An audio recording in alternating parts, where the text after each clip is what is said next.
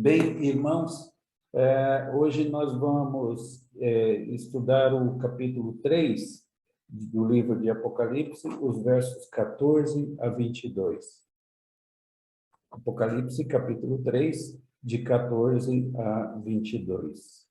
E nos diz assim a palavra do Senhor.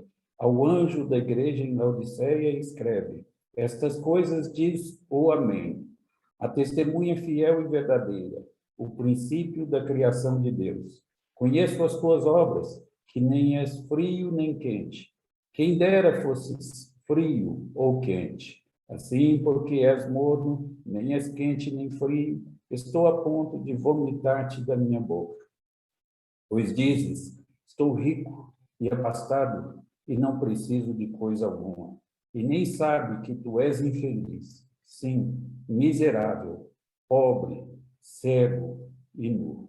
Aconselho-te que de mim compres ouro refinado pelo fogo para te enriqueceres. Vestiduras brancas para te vestires, a fim de que não seja manifesta a vergonha da tua nudez, e colírio para ungires os olhos, a fim de que vejas. Eu repreendo e disciplino a quantos amo. Se, pois, zeloso e arrepende-te. Eis que estou à porta e bato, e se alguém ouvir a minha voz e abrir a porta, entrarei em sua casa e cearei com ele e ele comigo. Ao vencedor, dar-lhe-ei sentar-se comigo no meu trono, assim como também eu venci e me sentei com meu Pai no seu trono. Quem tem ouvidos, ouça o que o Espírito diz às igrejas. Assim temos lido a palavra de Deus e oramos para que Ele, na sua graça, a inscreva em nosso coração para que nós não pequemos contra Ele. Bem, irmãos, esta é uma carta a uma igreja morna. Essa é a característica da igreja de Laodiceia. É uma carta a uma igreja morna. No verso 14, nós lemos assim: ao anjo da igreja em Laodiceia, escreve: estas coisas diz o Amém, a testemunha fiel e verdadeira, o princípio da criação de Deus. Esse é o autor da carta. O Amém, a testemunha fiel e verdadeira e o princípio da criação de Deus. Então, essa cidade de Laodiceia ficava no centro de 4 estradas importantes, em um vale bastante produtivo, bastante fértil. A estrada para lá, para Filadélfia e Sardes, ficava ao norte. E uma estrada para a costa litoral ficava ao sul. E a estrada principal para a Frígia e a Galácia ficava ao leste. E a estrada principal para Éfeso ficava a oeste. Então, era um centro bastante movimentado, como vocês podem ver. Laodiceia ficava no pé de uma montanha. E de lá era possível ver 2 outras pequenas cidades, as cidades de Colossos e a cidade de Hierápolis. Essas 2 cidades podiam ser vistas de Laodiceia, como você pode ver aí no mapa, tá? A cidade de Laodiceia, ela foi fundada por um rei chamado Antíoco II.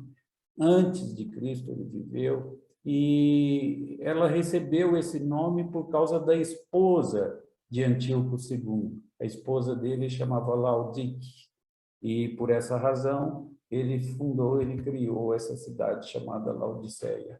Era um centro, um grande centro de comércio, uma cidade importante, e ficou conhecida pela sua lã e suas ovelhas negras. Tá? Ela ficou conhecida por isso. E a riqueza da cidade, ela atraiu até mesmo uma escola de medicina. Tinha uma escola de medicina lá. E essa escola de medicina fabricava um remédio para os olhos, e este remédio era chamado de pó da Frígia. isso é história, todo mundo conhece, coisa bem simples, mas que é importante no entendimento desta carta. E na cidade havia vários teatros, além de um hipódromo. Então veja que não era uma cidade qualquer. Esses centros de entretenimento, de diversão, deram à cidade a reputação de uma cidade de jogos, mais ou menos como quando se fala em Las Vegas, nos Estados Unidos, não é? Bem, aí está dizendo, então, o texto que ao anjo da igreja em Laodiceia, lá havia uma igreja. Estas coisas diz o Amém, a testemunha fiel e verdadeira, o princípio da criação de Deus. Então, esta é a cidade a que Jesus se dirige. É a última das 7 igrejas, embora os seus membros talvez se considerassem a primeira igreja. Eles se achavam importantíssimos. E esta carta começa da mesma maneira que as 6 demais cartas começam. Se você quer um exemplo de sermão e de lição de escola dominical, o melhor exemplo que já existiu é o das 7 cartas escritas às 7 igrejas. Todas elas dizem, eu conheço as tuas obras, e então elogia as coisas boas que existem na igreja. E depois fala das coisas erradas, e exorta a corrigir. E depois lembra que há uma promessa ao vencedor, e vencedor é aquele que crê em Jesus Cristo. E sempre diz para ouvir o que o Espírito diz às igrejas, para que essas coisas não entrem de um lado e saiam do outro. Isso é muito importante. Então, o modelo de sermão é este. Não consigo entender pregadores que se referem a situações gerais do mundo e as pessoas lá fora que fazem isso e se... Não, a gente tem que tratar dos problemas do povo da nossa igreja. Vejam aí o modelo das igrejas aí do Apocalipse. O Senhor Jesus sempre trata dos problemas da igreja e ele corrige-os. E ele elogia o que deve ser elogiado na igreja. Então, é a esta cidade, é a esta igreja que Jesus se dirige. E ela começa, enfim, do mesmo modo que as demais igrejas. E o autor da carta, quem é? Diz aí o nosso texto que é o Amém. Então, eu quero chamar a atenção para isso. Essas coisas diz o Amém. Algumas pessoas entendem que a expressão, que a palavra, que o termo Amém significa apenas assim seja, mas não é. Amém é um dos nomes de Jesus Cristo. Um dos nomes de Jesus Cristo usado na palavra de Deus. Então, quando eu digo amém na igreja, eu não só estou dizendo assim seja, mas também estou dizendo é verdade, e eu também estou empenhando o nome de Jesus Cristo, o Senhor da aliança, naquilo que nós estamos dizendo. É o equivalente a orar em nome de Jesus Cristo, o amém. Há um erro aí muito comum, é que às vezes nós incluímos no nosso culto um tipo de oração que é difícil de compreender. Oração silenciosa em culto público, não tem jeito. Oração silenciosa em culto público, não tem jeito. E deixa eu dizer para vocês por que não tem jeito. E então, às vezes, nós falamos, vamos ficar um período de oração silenciosa, depois fulano vai nos dirigir em voz audível para quebrar este momento de oração silenciosa. Ora, aí a pessoa está lá orando. E o que ele vai fazer? Ele vai parar a oração dele quando o irmão começa a oração audível ou vai continuar orando e esquecer o irmão que está orando em voz audível? Então, se o culto é público, não existe como ter oração silenciosa. O que devia ter é um período de oração silenciosa antes do início do culto. Mas dentro da liturgia de culto não tem oração silenciosa, tá? E as pessoas que dirigem a igreja em oração, isso é importante. Viram aí o pastor Antônio, quando ele disse aí ao pastor Maicon para nos dirigir em oração. Isso é importante. Por que que é importante? Se eu peço assim, olha, eu vou pedir ao Nixon, pastor Nixon, que ore, então é só ele que está orando.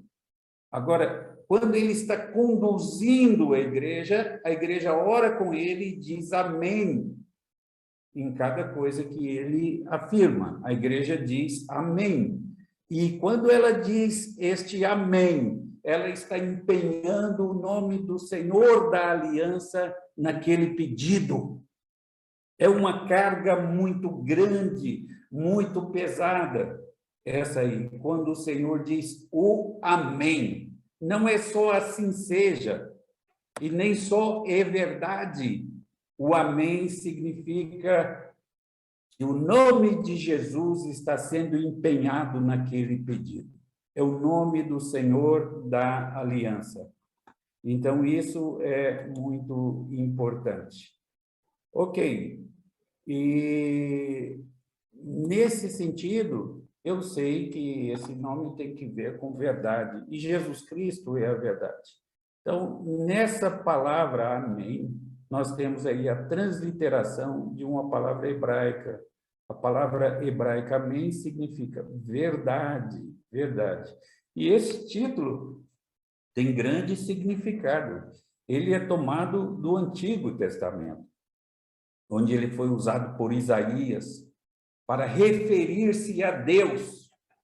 O Deus de verdade é literalmente o Deus do amém. É assim que está lá. É um título para Deus. Os deuses do mundo antigo eram conhecidos pelos vários atributos. Havia um Deus do mar, um Deus da guerra, um Deus do trovão, e um Deus dos grãos, um Deus dos vinhos e da bebida, e assim por diante, né? E o Deus a quem nós adoramos é o Deus da verdade. Tem muito significado, tem muito valor, quando no texto bíblico nós lemos assim, estas coisas diz o amém, ou seja, o Deus da verdade. Ele nos fez promessas, e nós podemos confiar, porque ele é o Deus da verdade. E nós empenhamos o nome do Deus da aliança neste pedido. Que maravilha! Quando se diz amém na igreja, é uma grande bênção. Que é uma coisa que me incentiva na pregação, é quando alguém diz amém na igreja. Eu acho isso de grande valor.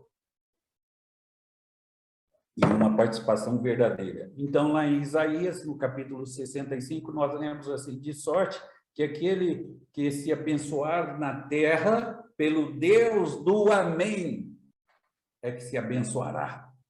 Pelo Deus do amém é que se abençoará. E aquele que jurar na terra, pelo Deus do amém é que jurará.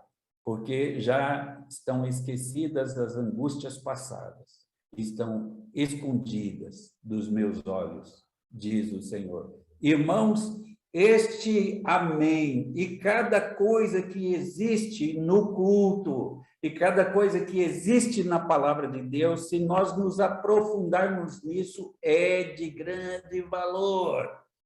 Tem um significado impressionante que escapa ao leitor comum, mas que você, na qualidade de pastor, tem que entender, descobrir, entender e ensinar para a sua igreja. Essas coisas diz o Deus do amém. E quando jurar é pelo Deus do amém, é o Deus da verdade. Quando você diz amém, você está empenhando o nome de Cristo naquele pedido, para que ele seja atendido. É muito importante. O amém é ele que escreve a carta para a igreja de Laodiceia. Ok, então a igreja pensava, essa igreja de Laodiceia pensava que era rica, pensava que estava abastada, pensava que não precisava de mais nada, pensava que se vestia bem e pensava que tinha boa visão. E pensava que era feliz. Tudo isso. Era uma igreja rica, estava abastada, não precisava de nada, vestia-se bem por causa da lã, tinha boa visão por causa do medicamento, chamado de pó da frígia, que eles fabricavam. E tinha faculdade, era um povo culto, povo culto. Agora, Jesus, o Amém, diz que não é nada disso. Essa igreja, na verdade, era pobre, miserável, infeliz, nua, cega, e há uma versão que diz desgraçada. É muito pesada a linguagem que o Amém dispensa à igreja de Laodiceia. Então, Jesus é o Amém. Ele é o Deus da verdade. E, por causa disso, ele é conhecido como na Bíblia. Ele é conhecido como a testemunha fiel e verdadeira. O que quer dizer testemunha fiel e verdadeira? Amém. É isso que quer dizer. Por que Jesus se dirige a esta igreja? Como Deus do Amém. Por que ele se dirige a esta igreja como o Deus do Amém? Então, essa é a pergunta. Então, o começo da criação de Deus, ele se dirige a esta igreja como sendo o começo da criação de Deus, aquele que existe na eternidade. Bom, deixa eu me lembrar aqui, só lembrar a vocês de determinadas coisas que eu já passei para vocês. Mas em hebraico não existe tempo presente. Isso é verdade, não existe tempo presente. Os verbos não têm tempo de ação, mas têm qualidade de ação. Então, nós temos 7 graus lá do verbo, cada um indica uma qualidade. Reflexiva, intensiva, ativa e assim por diante. São 7 qualidades, mas não de tempo, não tem tempo. O que existe é ações completas e ações incompletas. É isso que existe. Não existe tempo presente em hebraico. Então, eu acho que os judeus estão certos. De fato, o tempo presente não existe. Porque quando você fala assim, é agora, isso já passou. Isso já passou. Então, não existe tempo presente. Você fala, é daqui a pouco, isso é futuro. Não existe tempo presente. Mas, embora não existindo tempo presente, nós só vivemos no presente. Parece uma coisa paradoxal, mas não é. Nós só vivemos no presente. Só vivemos no presente. Quando é que o tempo foi criado por Deus? Primeiro, o tempo é uma sucessão de momentos. Essa sucessão de momentos foi criada por Deus lá em Gênesis 1, no princípio, na palavra no princípio. No princípio criou Deus os céus e a terra, e ali foi criado também o tempo. Agora, Deus já existia quando ele criou o tempo. Onde ele existia? Existia na eternidade. Então, o que é eternidade? A eternidade é um tempo sempre presente. Tudo é presente para Deus. Jesus diz assim, eu sou o alfa e eu sou o ômega. Ele não diz, eu fui o alfa e eu serei o ômega. Ele diz, eu sou o alfa e eu sou o ômega. E o nome que Deus dá para Moisés é o eu sou. O eu sou, aquele para quem todas as coisas é presente. Não é que Deus se lembra do dia da criação. O dia da criação está no tempo presente aos olhos de Deus. E o dia do julgamento final também não é que ele sabe o que vai acontecer. Não, está acontecendo diante de Deus. Agora abre a sua Bíblia em Efésios 2 e leia no verso 6 de Efésios 2. E veja aí que ensino impressionante. Ele diz que nos ressuscitou já. E diz que nos fez assentar nos lugares celestiais em Cristo Jesus. Cleusa, então isso aí quer dizer o seguinte, Cleusa, não é que você vai para o céu, e que é certo que você vai para o céu. é que você, do ponto de vista de Deus, já está no céu. Aos olhos de Deus, é tão certo que você já está lá. O texto fala isso. E se você olhar Romanos 8, os versos 29 e 30, fala que ele já nos glorificou, ele nos chamou, nos predestinou, depois nos justificou e depois, aí por fim, nos glorificou. Ora, você já foi glorificado? Sim, do ponto de vista de Deus, já. Você não só foi glorificado, mas você já está no céu. Então, isso é maravilhoso de se saber. Isso é maravilhoso. E quem garante isso? A testemunha fiel e verdadeira. O que significa testemunha fiel e verdadeira? É o amém. Amém não é uma palavra para ser dita à toa. Quando você diz amém, você está empenhando o nome do Senhor da aliança com relação àquele pedido. É muito importante. Então, lembre-se de que Jesus é o único a ser descrito aqui. Ele é a fonte de tudo que existe.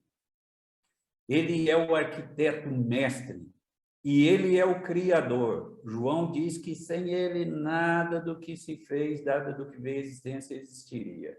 E Jesus se coloca em primeiro lugar em toda a criação. Olhe para tudo que existe e veja que tudo deve a sua existência a Jesus Cristo. Sabe de uma coisa? Quando eu tomo água, eu me lembro da rocha que seguia Israel no deserto. Eu me lembro dela. Quando eu vejo a luz, eu me lembro da coluna de fogo, porque era luz que iluminava o caminho do povo. E o que era essa coluna de fogo? Era luz, porque Jesus diz, eu sou a luz. E essa luz você vê depois em Atos 2, pairando sobre a cabeça dos homens, comprovando assim que nós agora somos o santuário do Espírito Santo. Então, este é Jesus, este é o amém. Este é a testemunha verdadeira, e ele é o primogênito de toda a criação. Ok, nós vamos discutir isso mais ou menos dentro desses aspectos. O primeiro desses aspectos tem que ver com uma igreja que entristece a Deus. E vamos ver em que sentido tudo isso se aplica a nós e a nossa igreja. O texto diz, verso 15 e 16, conheço as tuas obras, que nem és frio e nem quente. Quem dera fosses frio ou quente. Assim, porque és morno e nem és quente, nem frio, estou a ponto de vomitar-te da minha boca. E Jesus não tira nada de bom para dizer à igreja de Laodiceia. Não tem nenhum elogio. Já começa assim. Ele escreveu a 6 outras igrejas, que embora tivessem problemas, normalmente tinha algo de bom que ele elogiava em cada uma delas. E esse não é o caso desta igreja. O problema não era de falsos ensinos. Não, não era isso. Era um problema de mornidão. Não era um problema de imoralidade, não era. Era um problema de mornidão. O problema era que a igreja havia crescido morna. Havia crescido morna. Então, a cidade de Laodiceia, e aqui é preciso entender isso para compreender a figura, tinha um problema, tá? Era em seu abastecimento de água. O rio do vale vinha de debaixo das montanhas pelo centro do vale, mas estava sempre sujeita à inundação. O rio estava sujeito à inundação. E por isso as cidades do vale ficavam a certa distância desse rio que vinha das montanhas. Por exemplo, a cidade de Colossos, a cidade de Colossos tinha um canal de águas quase congelado. Fria, fria, fria, fria, água ótima, friíssima. E Herápolis foi construída sobre algumas fontes, mas as águas, lembra que Colossos e Herápolis podiam ser vistos lá de Laodiceia. lá em Herápolis. Então, as águas eram como águas lá de Caldas Novas, em Goiás, quentes e cheias de minerais que acreditavam ser terapêuticos. Laodiceia tinha um sistema de água semelhante aos de algumas cidades aqui do circuito das águas, aqui em Minas, mas a cidade não ficava perto das fontes, e a água tinha que percorrer um longo aqueduto. E no centro da cidade havia um lago para distribuição de água. E assim ela era transportada de um lado para outro até chegar ao seu destino. E por isso, quando a água chegava às casas dos laudicenses, ela já estava nem fria, como a água de Colossos, e nem quente, como as águas de Herápolis. Elas estavam mornas. E a igreja de Laodiceia era algo semelhante. E eu fico impressionadíssimo com esses quadros usados por Jesus para descrever cada uma das igrejas. Vocês perceberam? Ele pega o ponto que aquela cidade destacava, que aquela igreja tinha e dava ênfase, e ele faz a aplicação em cima disso. Que impressionante isso! E quantas vezes eu vejo pregadores fazendo aplicações que são para ninguém, não tem nada a ver com ninguém que esteja na igreja. As pessoas no mundo fazem assim, que história é essa? As pessoas do mundo deixa para lá, fala para a igreja. E fala de acordo com os problemas da igreja, é assim que devemos proceder. E falar sempre de forma simples. Lembra o seguinte, o Novo Testamento foi escrito em grego koiné. Koiné significa simples, linguagem do povo. Tá? Então, quando eu vejo pregadores usando palavras eruditas, não conhecidas, de crente simples, eu vejo que ele não entendeu nem porquê do Novo Testamento ter sido escrito em grego koiné. Ele sabe nada de revelação de Deus, de se dar a conhecer.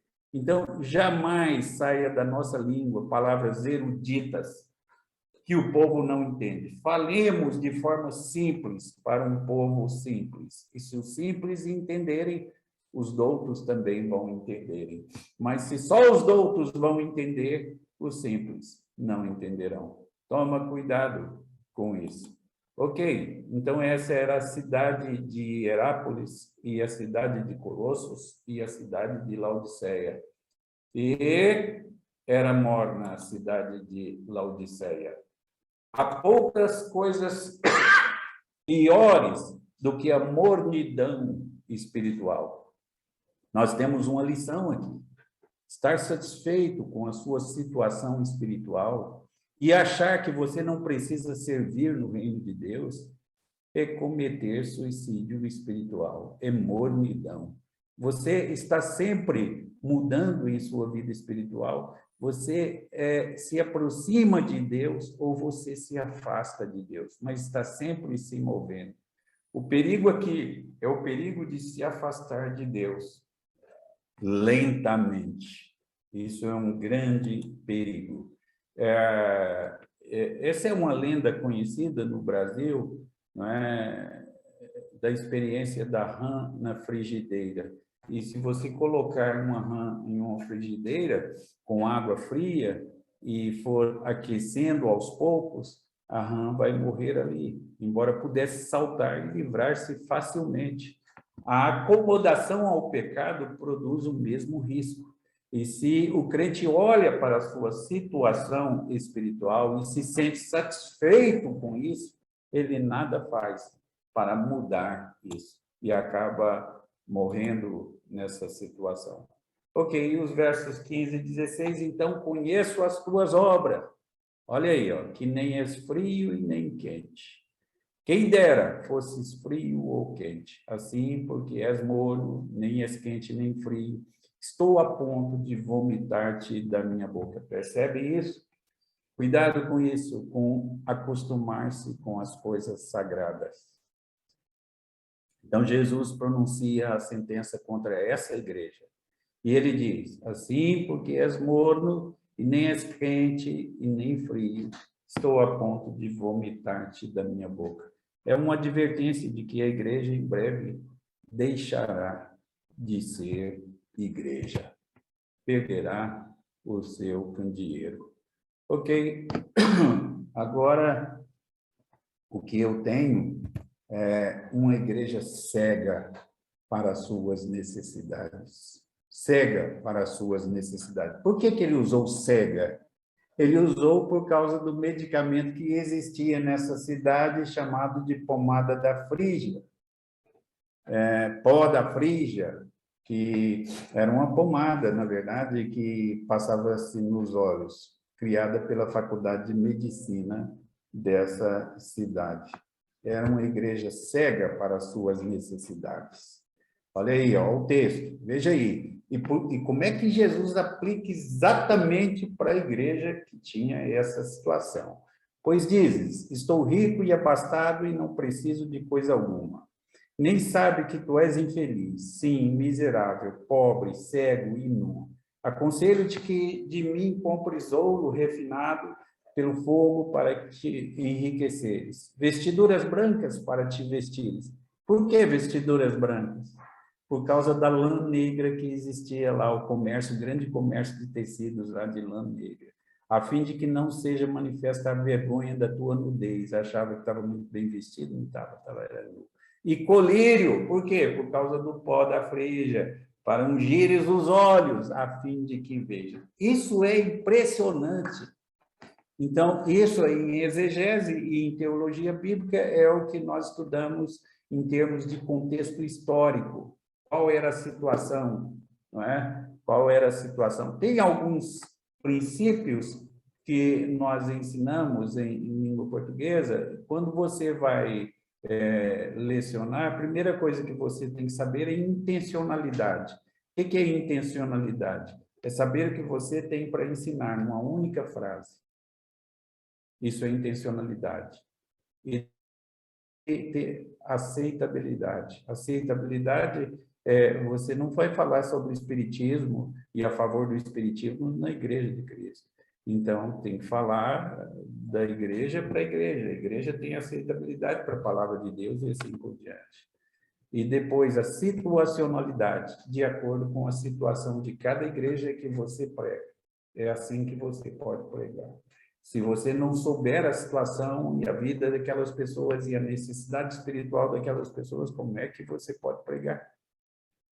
Então, essa é a dificuldade. E aí Jesus se dirige a esta igreja e fala de todos os problemas da igreja e fala aplicando a situação da cidade e da igreja.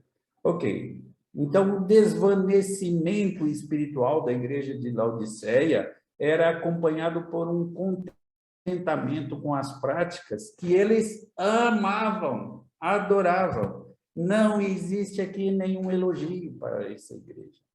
E eles não achavam que tinha necessidade de qualquer coisa. Eles tinham de tudo. Eles gostavam daquilo que eram. Você já está satisfeito com o seu crescimento espiritual? Bem, eles possuíam seus pecados preferidos e tinham orgulho da riqueza deles. Eles eram orgulhosos da falsa espiritualidade que eles possuíam. Lembram da igreja de Esmirna? Conheço a tua tribulação, a tua pobreza. Aí o Amém diz, mas tu és rico. Agora, carta à igreja de Laodiceia, pois diz, estou rico e abastado, e não preciso de coisa alguma, e nem sabe que tu és infeliz, sim, miserável, pobre, cego e nu. Essa é a situação. Essa é a situação. Completamente diferente. Um achava que era pobre, era rica, e outro achava que era rica, era pobre e infeliz. Bem, quando Jesus escreveu a igreja de Esmirna, ele falou de uma igreja pobre que era realmente rica. Agora ele escreve a igreja rica, que realmente era pobre. Jesus é Deus. E eu me encanto com o ensino de Jesus. Então, a igreja de Laodiceia tinha caído em um materialismo sem fim. e ganhava muito dinheiro, era um grande centro de tecidos vendendo essa lã negra. E eles viam a riqueza material como uma medida de espiritualidade. Isso é muito comum nos dias do Novo Testamento, não é? Os discípulos também achavam isso, que os ricos que eram abençoados, e nós encontramos isso lá em Marcos, no capítulo 10, e Jesus fala, olha, é mais fácil passar um camelo no fundo de uma agulha do que um rico entrar no reino dos céus. Pedro e os demais ficaram escandalizados, porque eles achavam assim, que se um pobre, se um rico que é abençoado não podia entrar no céu, então e os pobres? E eles mesmos não entrariam de jeito nenhum. E então, Marcos 10, no verso 27, Jesus diz, para os homens é impossível, ou seja, é impossível para rico e para pobre. E diz, a salvação só é possível para Deus. É Deus, quando Deus salva, que nós podemos ser salvos, e só. E esse povo achava que era rico, e era rico espiritualmente. E Jesus disse que esses crentes com roupas de marca, Laodiceia, estavam espiritualmente nus. Isso faz você parar. Isso faz você pensar. Se não faz, devia fazer. Visite a maioria das igrejas em suas escolas dominicais e vocês verão um verdadeiro desfile de roupas de marca. Se aquelas pessoas fossem transformadas repentinamente, suas roupas surgissem como suas vestimentas espirituais, quantas delas estariam sem roupa? Quantas igrejas estão cheias de nudistas espirituais? Então, Jesus os chama a vir a Ele e obter dele o que eles precisavam, aquilo de que eles precisavam. Laodiceia era uma cidade rica. Uma das fontes de riqueza era essa aí, ovelhas negras, que eram criadas nas colinas da redondeza. E essa lã era transformada em roupas finas. Então, ter uma blusa de Laodiceia era considerado como o que havia de bom. Tudo o que havia de bom. Uma riqueza.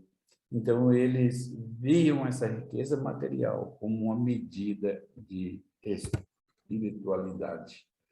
Ok, verso 18, agora. A aquisição espiritual, que é importante. Diz aí, aconselho-te que de mim compre ouro refinado pelo fogo. Essa riqueza de vocês aí vale nada. Compra ouro. O que significa isso? Isso significa ouro, isso não significa ouro literal. O ouro refere-se às coisas que são de valor espiritual. Isso inclui o fruto do Espírito, mas não é riqueza material. E tudo o que acontece quando você está cheio do Espírito Santo é isso. Coisa maravilhosa. E essas coisas devem ser refinadas pelo fogo. Fogo representa prova. E, do mesmo modo que o ouro é purificado de todas as impurezas quando passa pelo fogo, também o fruto do Espírito torna pura a nossa vida quando todo orgulho e vaidade são queimados. São queimados. O que é uma pessoa humilde? Uma pessoa humilde é aquela pessoa que olha para Deus, reconhece a grandeza de Deus, em seguida olha para si mesmo e se vê com esses olhos que olharam para Deus e vê o quão pequena ela é. Um homem grande nunca se julga grande. Um homem pequeno nunca se julga pequeno. E essa era a situação da nossa amada igreja de Laodiceia. Portanto, se os laodicenses se arrependessem e buscassem a direção de Deus em oração, eles estariam assim, queimando o orgulho e a vaidade deles. Isso é o que aconteceria. Nós só estamos arranhando aqui a quantidade de ensinos que tem nessa igreja. Diz aí, Gálatas 5, 22 e 23, o fruto do Espírito é amor, alegria, paz, longanimidade, benignidade, bondade, fidelidade, mansidão, domínio próprio. Contra essas coisas não há lei. Você precisa entender alguma coisa aí. A palavra fruto está no singular. Não é que você tem amor, mas não tem alegria, e tem alegria, mas não tem paz, tem benignidade, mas não tem fidelidade. Não é nada disso. É uma coisa só, é um único fruto. É um único fruto. E outra coisa, você não consegue o fruto do Espírito pelo seu esforço. Ele é o fruto do Espírito, não é o seu. Não é você. É o fruto do Espírito. Exegese básica, coisas elementares. Então, tudo o que acontece quando você está cheio do Espírito Santo, é isso aí. Deus nos ensine a viver assim, na presença dele, vestindo vestes brancas, atos de justiça dos crentes, como podemos ler lá em Apocalipse 19, 8. Então, vestes espirituais, diz aí, aconselho-te que de mim compres ouro refinado pelo fogo para te enriqueceres, vestiduras brancas para te vestir. Em contraste com as blusas pretas de Laodiceia, esses crentes são aconselhados a comprar roupas brancas. É como se as lindas blusas pretas retratassem a condição espiritual deles, Jesus está falando. Eles deviam ser trocados por roupas brancas de justiça, como Apocalipse 19, 8 fala. E há uma referência a essas roupas brancas no livro de Apocalipse. Elas são vistas na vinda da noiva. E nesta passagem está dito o significado dessas vestes brancas. Repetindo, representam os atos de justiça dos santos. Se você é um crente, você está vestido com retidão de Jesus Cristo, mas não para nisso. Você é chamado para viver uma vida que seja consistente com a justiça perfeita que foi colocada em sua conta. Os laudicenses são exortados a procurar essas vestes, aquelas obras de retidão que são sinais e evidências de sua nova posição em Cristo. Isso descreve você. Você é um crente complacente, um nudista espiritual. Esta é a sua condição. Você está na hora de uma mudança de guarda-roupa espiritual. Como é que é a situação? Considera tudo isso.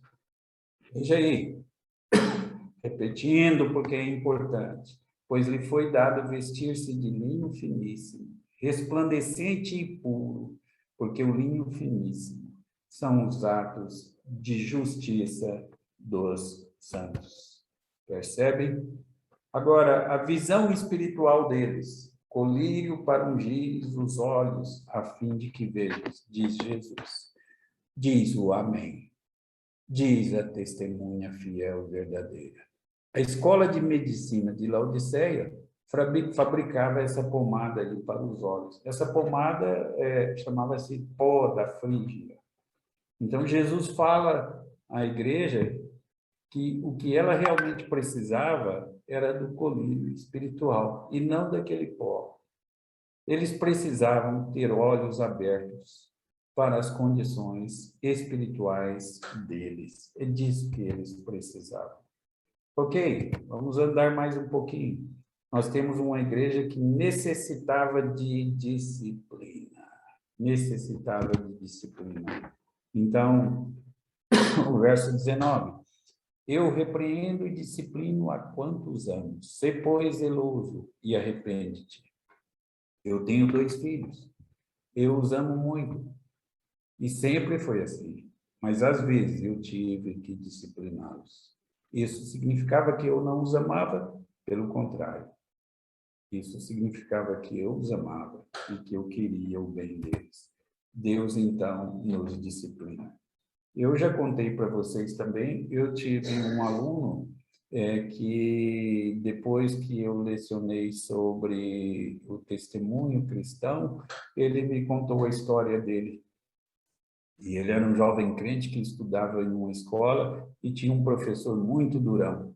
E um dia, durante uma prova, o professor teve que sair da classe para atender a uma ligação. Naquele tempo só existia telefone na secretaria da escola, não existia ainda celular. E todos os alunos aproveitaram que o professor teve que ver problemas urgentes na sua família e colaram. E o professor descobriu o fato. E na aula seguinte ele gastou todo o tempo repreendendo a classe. E ele falou palavras muito duras contra todos. Mas no final ele disse o seguinte: eu quero pedir desculpas para um aluno, ele é evangélico, e eu sei que ele não colou. Que coisa terrível. O aluno havia colado, e ele teve que ir lá na frente, ir à frente e dizer que ele tinha colado. Dizer que foi a pior disciplina que ele já recebeu na sua vida. Ele me contando, disse que foi essa. Eu nunca disciplinei meninos de rua, embora certamente os meninos de rua precisem de disciplina, mas eu nunca disciplinei meninos de rua. Eu não digo às crianças de rua o que elas devam fazer.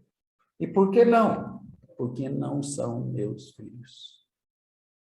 Não são meus filhos. Eu não posso fazer isso.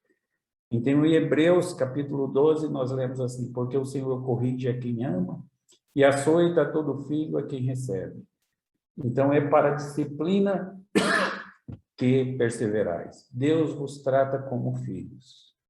Pois que filho há que o pai não corrige? Mas se estáis sem correção, de que todos se têm tornado participantes, logo sois bastardos e não filhos. Então, veja aí este ensinamento tão importante.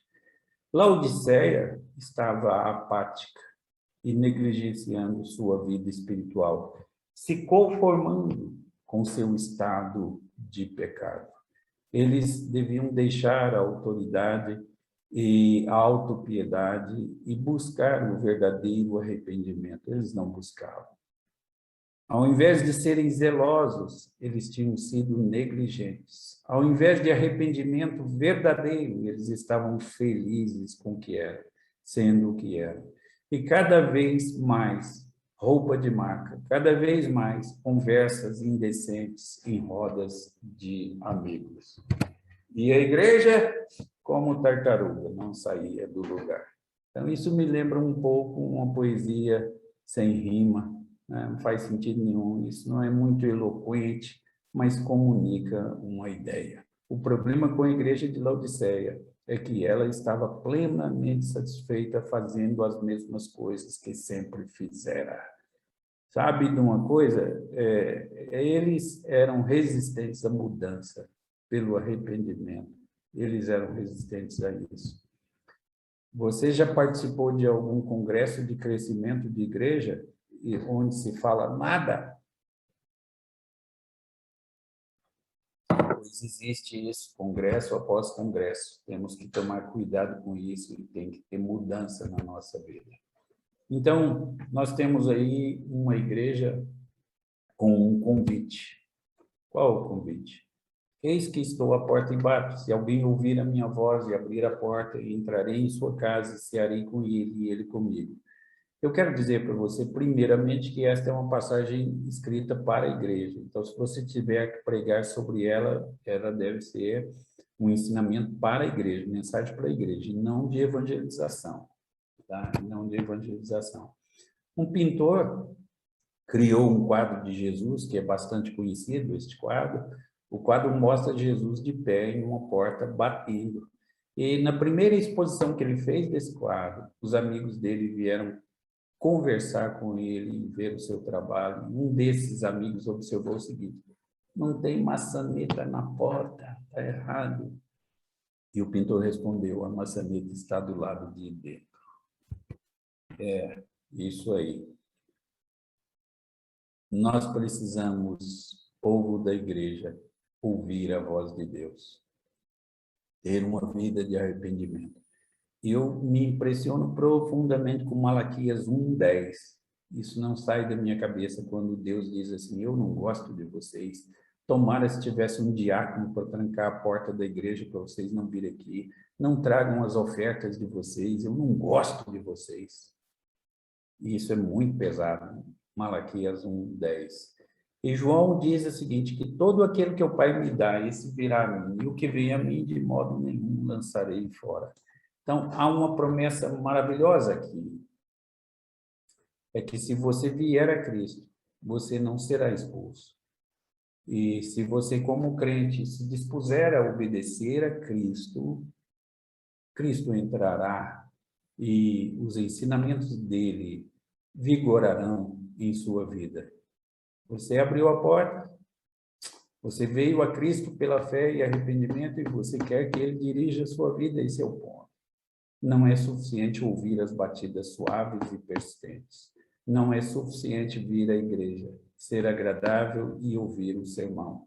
Não é suficiente sentir a convicção do Espírito Santo. Você ainda tem que abrir a porta. Isso é uma figura, naturalmente, significa colocar em prática aqueles ensinamentos de Jesus Cristo. Mas como é bom você não ter compromisso com teologia e com nada, no sentido de nomes de doutrinas, e você pode pregar sobre um texto desse, eis que estou à porta e bato, e mostrar o seu significado. É triste, mas este texto foi escrito para a igreja, aos filhos de Deus, e é Deus pedindo aos seus próprios filhos, se é que o são, que abram a porta do coração, sempre para os ensinamentos de Jesus. Nós somos chamados, enfim, para ser uma igreja entronizada. Olha aí, ó. Ao vencedor dar-lhe-ei sentar-se comigo no meu trono, assim como também eu venci e me sentei com meu Pai no seu trono. Quem tem ouvidos, ouça o que o Espírito diz às igrejas. Isso é o que está dito aí para sermos uma igreja entronizada. Porque todo que é nascido de Deus vence o mundo. Quem é o vencedor? E esta é a vitória que vence o mundo, a nossa fé. Quem é que vence o mundo, senão aquele que crê ser Jesus, o Filho de Deus? Este é o ensinamento. Então, cada uma das 7 cartas para as 7 igrejas termina com a mesma nota. Cada uma termina com uma promessa. É uma promessa condicional, todas as cartas. É uma promessa só ao vencedor. Então, como você é um vencedor?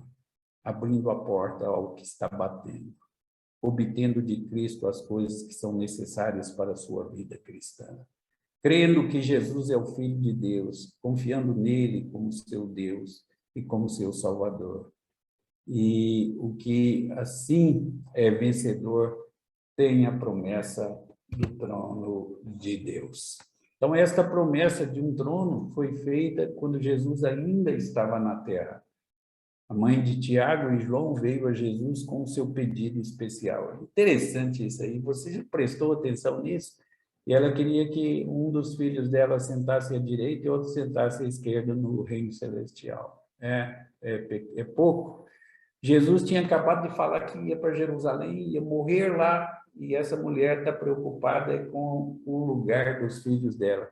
E Jesus voltou, e quando ele voltou, os discípulos estavam discutindo lá, você pode ver isso em Mateus 17, verso 22 em diante, eles discutindo lá quem era o maior no reino dos céus. Aí o evangelista Marcos diz que eles não queriam que Jesus percebesse.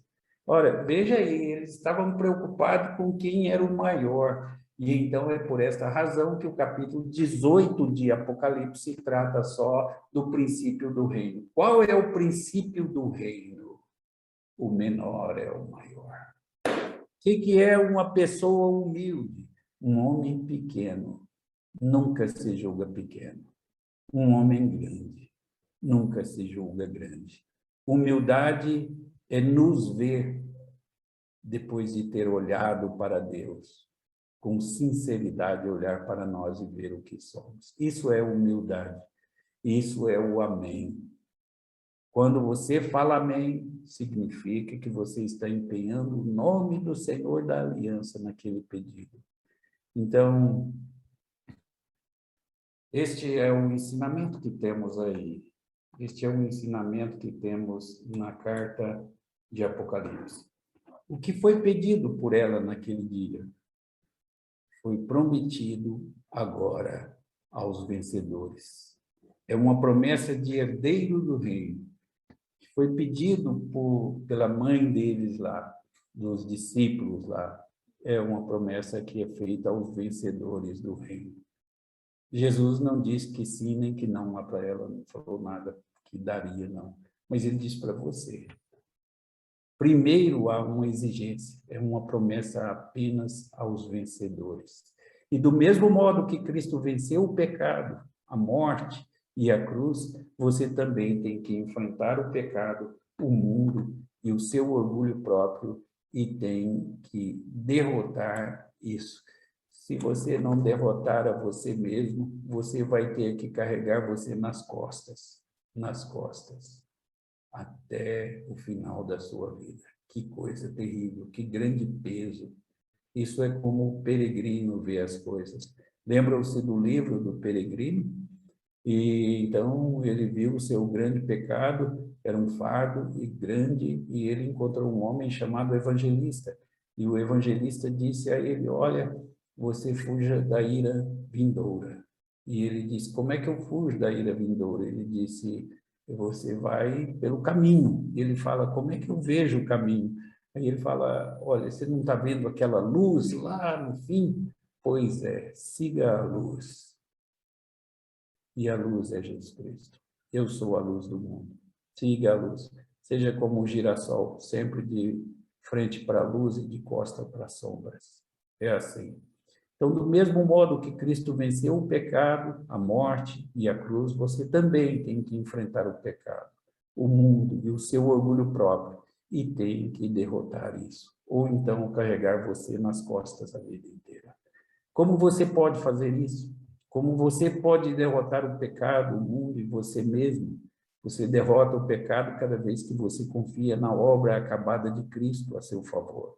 Você derrota a morte cada vez que você confia na ressurreição.